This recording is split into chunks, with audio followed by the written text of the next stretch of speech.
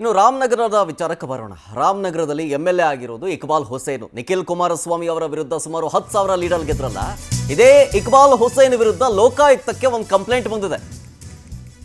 ಆ ಕಂಪ್ಲೇಂಟ್ ಗಮನಿಸಿದ್ರೆ ಈ ಶಾಸಕರು ಇಡೀ ಗ್ರಾಮನೇ ಖರೀದಿ ಮಾಡಿಬಿಟ್ರಾ ಅಂತ ಅನ್ಸ್ಬಿಡುತ್ತೆ. ಶಾಸಕನ ವಿರುದ್ಧ ಲೋಕಾಯುಕ್ತಕ್ಕೆ ಈಗ ಕಂಪ್ಲೇಂಟ್ ಬಂದಿರೋದಕ್ಕೆ ಈ ಅನುಮಾನ ಮೂಡ್ತಾ ಇರೋದು. ಸುಮಾರು 67 ಎಕರೆ 66 ಗುಂಟೆ ಜಮೀನು ಅಕ್ರಮವಾಗಿ ನೋಂದಣಿ ಮಾಡಿಸ್ಕೊಂಡಿದ್ದಾರೆ ಅವರು ಅಂತ. ಎಲ್ಲಿ? ಕನಕಪುರ ತಾಲೂಕಿನ ಯಡಮಾರನಹಳ್ಳಿ ಗ್ರಾಮದಲ್ಲಿ ಆಗಿರೋ ಘಟನೆ ಇದು. ಸುಮಾರು 50ರಿಂದ 60 ವರ್ಷಗಳಿಂದ ವ್ಯವಸಾಯ ಮಾಡ್ಕೊಂಡು ಬಂದಿರೋ ಭೂಮಿ ಅದು. ಭೂ ನ್ಯಾಯ ಮಂಡಳಿಯಲ್ಲಿ ಅರ್ಜಿ ಇತ್ಯರ್ಥ ಇನ್ನೂ ಬಾಕಿ ಉಳ್ಕೊಂಡಿದೆ, ಅದಿನ್ನ ಆಗಿಲ್ಲ ಇತ್ಯರ್ಥ. ಈ ಗ್ಯಾಪ್ನಲ್ಲೇ ಪ್ರಭಾವವನ್ನ ಬಳಸಿ ಜಮೀನನ್ನ ರಿಜಿಸ್ಟ್ರೇಷನ್ ಮಾಡಿಸ್ಕೊಂಡಿದ್ದಾರೆ ಇಕ್ಬಾಲ್ ಹುಸೇನ್ ಅನ್ನೋ ಆರೋಪ ಕೇಳಿ ಬರ್ತಾ ಇದೆ. ಅಂದ್ರೆ ಭೂ ಸುಧಾರಣೆ ಕಾಯ್ದೆ ಉಲ್ಲಂಘನೆ ಮಾಡಿರೋ ಆರೋಪ ಈಗ ಕೇಳಿ ಬರ್ತಾ ಇರೋದು. ಈ ಬಗ್ಗೆ ಲೋಕಾಯುಕ್ತಕ್ಕೂ ಕೂಡ ಕಂಪ್ಲೇಂಟ್ ಕೊಟ್ಟಿದ್ದಾರೆ ಅಲ್ಲಿನ ಗ್ರಾಮಸ್ಥರು. ನೋಡಿ, ಆ ಕಂಪ್ಲೇಂಟ್ನ ಪ್ರತಿಯನ್ನ ಗಮನಿಸ್ತಾ ಇದ್ದೀರಿ ಟಿವಿ ಸ್ಕ್ರೀನ್ ಮೇಲೆ. ಈ ಕಂಪ್ಲೇಂಟ್ ಅನ್ನ ನೋಡ್ತಾ ಇದ್ರೆ ಇಡೀ ಗ್ರಾಮನೇ ಖರೀದಿ ಮಾಡಿಬಿಟ್ರೆ ಹಾಗಾದ್ರೆ ಇಕ್ಬಾಲ್ ಹುಸೇನ್ ಅವರು, ಹಿಂಗಂತ ಅನುಮಾನ ಅಥವಾ ಪ್ರಶ್ನೆ ಮೂಡೋದು ಸಹಜ. ಈಗ ಅಷ್ಟೂ ನೋಂದಣಿ ಮಾಡಿಸ್ಕೊಂಡಿದ್ದಾರೆ ಅಂತಂದರೆ ಪ್ರಭಾವ ಬೀರದೇ ಇರ್ತಾರಾ? ಅದು ಬೇರೆ, MLA ಬೇರೆ ರಾಮನಗರದ್ದು, ಪ್ರಭಾವ ಬೀರದೇ ಇರ್ತಾರಾ ಅನ್ನುವಂಥ ಮಾತುಗಳನ್ನು ಅಲ್ಲಿನ ಗ್ರಾಮಸ್ಥರೇ ಹೇಳುವಂಥದ್ದು. ನೋಡಿ, ಕಂಪ್ಲೇಂಟ್ ಕೊಟ್ಟಿದ್ದಾರೆ ಕರ್ನಾಟಕ ಲೋಕಾಯುಕ್ತರು ಇವರಿಗೆ, ರಾಮನಗರ ಜಿಲ್ಲೆ ಕನಕಪುರ ತಾಲೂಕಿನ ಗ್ರಾಮಸ್ಥರಿಂದ, ಮತದಾರರಿಂದ ಎಲ್ಲವೂ ಕೂಡ ಕೂಲಂಕುಷವಾಗಿ ಸವಿಸ್ತಾರವಾಗಿ ವಿವರಣೆಯನ್ನು ಕೊಟ್ಟು ಕಂಪ್ಲೇಂಟ್ ಕೊಟ್ಟಿದ್ದಾರೆ ಲೋಕಾಯುಕ್ತರಿಗೆ. ನಿಖಿಲ್ ಕುಮಾರಸ್ವಾಮಿ ಅವರ ವಿರುದ್ಧ ಇದೇ ರಾಮನಗರದಲ್ಲಿ ಎಲೆಕ್ಷನ್ ನಡೆದಂತಹ ಸಂದರ್ಭದಲ್ಲಿ ಸುಮಾರು 10,000 ಲೀಡ್ನಲ್ಲಿ ಗೆದ್ದರು ಇಕ್ಬಾಲ್ ಹುಸೇನ್. ಈಗ ಇವ್ರ ಮೇಲೆ ಕೇಳಿ ಬರ್ತಾ ಇರೋ ಆರೋಪ ಇದು. 67 ಎಕರೆ 66 ಗುಂಟೆ, ಸುಮಾರು 50ರಿಂದ 60 ವರ್ಷಗಳಿಂದಲೂ ಕೂಡ ಈ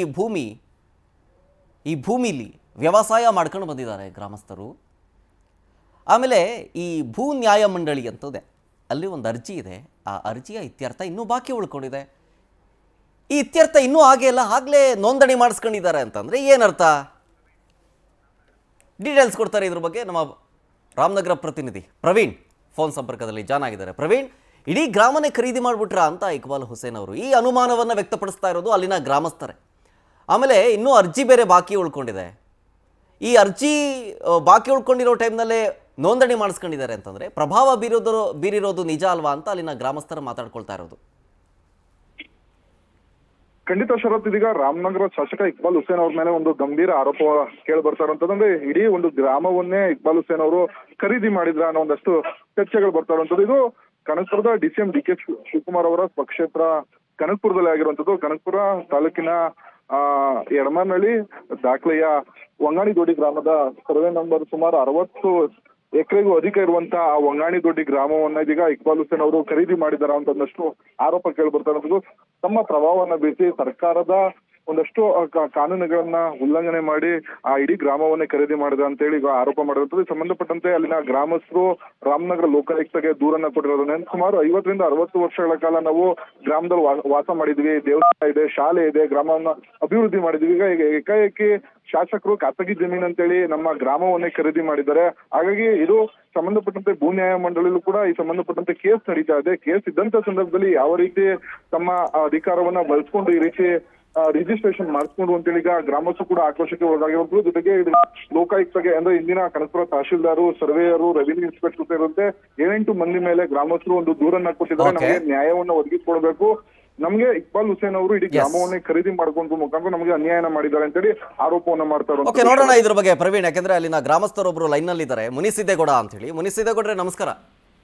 ನಮಸ್ಕಾರ ಸರ್. ಈಗ ಇಕ್ಬಾಲ್ ಹುಸೇನ್ ಅವರ ಮೇಲೆ ಇರುವಂತ ಗಂಭೀರ ಆರೋಪ ಇದು, ಇಡೀ ಗ್ರಾಮವನ್ನೇ ಖರೀದಿ ಮಾಡಿಬಿಟ್ಟಿದ್ದಾರೆ ಅಂತ. ಅದರಲ್ಲೂ ಭೂ ನ್ಯಾಯ ಮಂಡಳಿ ಅರ್ಜಿ ಇನ್ನ ಇತ್ಯರ್ಥ ಬಾಕಿ ಉಳ್ಕೊಂಡಿದೆ ಅಂತ, ಹೌದಾ? ಹೌದು ಸರ್, ನಿಜ ಸರ್. ಇದು ಭೂ ನ್ಯಾಯ ಮಂಡಳಿ ಇನ್ನೂ ಇತ್ಯರ್ಥ ಆಗಿಲ್ಲ ಸರ್. ಇಲ್ಲಿ ಭೂ ನ್ಯಾಯ ಮಂಡಳಿ ಓಪನ್ ಆಗಿಲ್ಲ. ಓಕೆ. ಆದ್ರೂ ಕೂಡ ಇವರು ಪ್ರಭಾವ ಬೆಳೆಸಿ ಇಡೀ ಗ್ರಾಮನೇ ರಿಜಿಸ್ಟರ್ ಮಾಡಿಸ್ಕೊಂಡಿದ್ದಾರೆ ಸರ್. ಇಡೀ ಗ್ರಾಮನೇ ಸರ್, ಇಡೀ ಗ್ರಾಮನೇ. ಈಗ ಟೆನೆಂಟ್ ಈಗ ಹೂವನೆ ಬೋಡಿ ಅಂತೇಳಿ ಇಂದಿರಾ ಗಾಂಧಿ ಫೀಲ್ಡ್ ಅಲ್ಲಿ ಮಾಡಿದ್ದನ್ನ ಅದನ್ನೆಲ್ಲ ಮರೆಮಾಚಿ ಈಗ ಈ ರೀತಿ ಮಾಡಿದ್ದಾರೆ ಸರ್ ಇಲ್ಲಿ. ಈಗ ಅಲ್ಲಿ ವ್ಯವಸಾಯ ಎಷ್ಟು ವರ್ಷದಿಂದ ಮಾಡ್ಕೊಂಡ್ ಬಂದಿರೋದಲ್ಲಿ? ಸುಮಾರು 150 ವರ್ಷದಿಂದನೂ ಇದೀವಿ ಸರ್ ನಾವು. Okay okay okay. ಹೌದು ಸರ್. ಈಗ ಅವರು ಖರೀದಿ ಮಾಡಿದ್ದಾರೆ ಅನ್ನೋದು ಪಕ್ಕ, ಹೌದು ಸರ್, ಪಕ್ಕ ನೋಂದಣಿ ಮಾಡಿಸ್ಕೊಂಡಿರೋದೇ ಇದ್ದಾರೆ ಅಂತೇಳಿ ಪಕ್ಕ ಅದು? ಹೌದು ಸರ್, ನಿಜ ಸರ್. ಹೆಂಗ್ ನೋಂದಣಿ ಮಾಡಿಸ್ಕೊಂಡ್ರು ಈ ಟೈಮ್ನಲ್ಲಿ ಅಂತ? ಸರ್ ಅದೇ ಸರ್, ಇವಾಗ ಶಾಸಕರು ತಮಗೆ ಗೊತ್ತಲ್ಲ ಸರ್, ಶಾಸಕರು ಈಗ ಪ್ರಭಾವ ಬಳಸೋರೆ ಮಾಡ್ಕೊಂಡಿದ್ದಾರೆ ಸರ್. ನಾವು ಎಷ್ಟೇ ಸಾರಿ ದೂರ್ ಕೊಟ್ರು ಕೂಡ ಯಾವುದೇ ರೀತಿ ಕಿಮ್ಮತ್ತಿಲ್ಲ ಸರ್ ಅಲ್ಲಿ. ಯಾರು ಬಳಿ? ನಾವು ಏನೇ ಹೋಗಿ ರೈತರು ಹೋಗಿ ನಾವು ಸಬ್ ರಿಜಿಸ್ಟರ್ ಆಫೀಸಲ್ಲಿ ಇರ್ಬೋದು, ತಹಸೀಲ್ದಾರ್ ಆಫೀಸಲ್ಲಿ ಇರ್ಬೋದು, ಹೋಗಿ ನಾವೇನೇ ದೂರ್ ಕೊಟ್ರು ಅವ್ರು ಸ್ವೀಕಾರ ಮಾಡಲ್ಲ ಸರ್ ಅಲ್ಲಿ. ಅಂದ್ರೆ ತಗೊಳಲ್ಲ ಅಂತ ಹೇಳ್ತಿದಾರ ಅಥವಾ ಏನ್ ಹೇಳ್ತಿದಾರ ಅವರು? ತಗೊಳಲ್ಲ ಅಂತಾರೆ ಸರ್. ಏನಕ್ಕೆ ತಗೊಳಲ್ಲ ಅಂತ? ತಗೊಳಲ್ಲ, ನಾವು ತಗೊಳಲ್ಲ, ನೀವು ಈ ಕೋರ್ಟಿಂದ ಹೋಗಿ ಸ್ಟೇ ತಗೊಬನ್ನಿ ಓಕೆ ಅಂತ ಎಲ್ಲ ಹೇಳ್ತಾರೆ ಸರ್ ನಮ್ಗೆ. ಈಗ ಇವ್ರು ಕಂಪ್ಲೇಂಟ್ ತಗೊಂಡ್ರೆ ತಾನೇ ಕೋರ್ಟ್ಗೆ ಹೋಗಕ್ಕಾಗೋದು? ಹೌದು ಸರ್, ಬರೀ ದಾರಿ ತಪ್ಪನೆ ಮಾಡ್ತಾರೆ ಸರ್. ಈಗ ಏನ್ ಮಾಡ್ತೀರಿ? ಡೈರೆಕ್ಟ್ ಆಗಿ ಕೋರ್ಟ್ಗೆ ಹೋಗ್ತೀರಾ ಈಗ ನೀವು? ಈಗ ಕೋರ್ಟಿಂದ ಆದೇಶ ಆಗಿ ಬಂದಿದೆ ಸರ್, ಲ್ಯಾಂಡ್ ಟ್ರಿಬ್ಯುನಲ್ ಅಲ್ಲಿ ಇತ್ಯರ್ಥ ಮಾಡ್ಕೊಳ್ಳಿ ಅಂತ ಹೇಳಿ ಹೈಕೋರ್ಟ್ ನಮ್ಗೆ ಡೈರೆಕ್ಷನ್ ಕೊಟ್ಟಿದೆ ಸರ್. ಓಕೆ. ಇದ್ರೂ ಕೂಡ ಅದನ್ನೆಲ್ಲ ಮರೆಮಾಚಿ ಇವರು ರಿಜಿಸ್ಟರ್ ಮಾಡ್ಕೊಂಡಿರೋದು. Okay okay okay. ಹಾಗಾದ್ರೆ ಏನು ಯಾವ ದಾರಿ ಇದೆ ಅಂತ ಹೇಳಿ ನಿಮ್ ಪ್ರಕಾರ? ಹೋರಾಟ ಮಾಡ್ತೀವಿ ಸರ್, ಹೋರಾಟ ಮಾಡ್ತೀವಿ. ಇಲ್ಲ ಅಂದ್ರೆ ನಾವು ರಾಜ್ಯಪಾಲರಿಗೆ ನಾವು ದಯಮಾರಣ ಕೊಡಿ ಅಂತ ಹೇಳಿ ನಾವು ಮೊರೆ ಹೋಗ್ತೀವಿ ಸರ್. ಅಲ್ಲ ಓಕೆ, ಬಟ್ ಇಕ್ಬಾಲ್ ಹುಸೇನ್ ಅವ್ರಿಗೆ ಗಮನಕ್ಕೆ ತಂದ್ರ ನೀವೆಲ್ಲ ಸೇರಿ ಅವ್ರನ್ನೇ ಕೇಳ್ಬೋದಾಗಿತ್ತಲ್ಲ ಡೈರೆಕ್ಟ್? ಅವ್ರು ಕೇಳಿದ್ರೆ ಇದು ನಾನು ಮಾಡ್ಕೊಳ್ಳಿಲ್ಲ ಅಂತ ಹೇಳ್ತಾರೆ ಸರ್. ನಾವು ಮಾಡ್ಕೊಳ್ಳಿಲ್ಲ, ನಮ್ಮ ಹತ್ರ ರೆಕಾರ್ಡೇ ಇದೆ, ಇದ್ರೂ ನಾವು ಮಾಡ್ಕೊಳ್ಳಿಲ್ಲ ಅಂತ ಪೇಪರ್ ಸ್ಟೇಟ್ಮೆಂಟ್ ಕೊಡ್ತಾರೆ. ಓಕೆ, ಮಾಡ್ಕೊಂಡಿಲ್ಲ ಅಂತ ಹೇಳ್ತಿದ್ದಾರೆ, ಬಟ್ ಮಾಡ್ಕೊಂಡಿದ್ದಾರೆ ಅಂತ. ಮಾಡ್ಕೊಂಡಿದ್ದಾರೆ ಸರ್. Okay okay.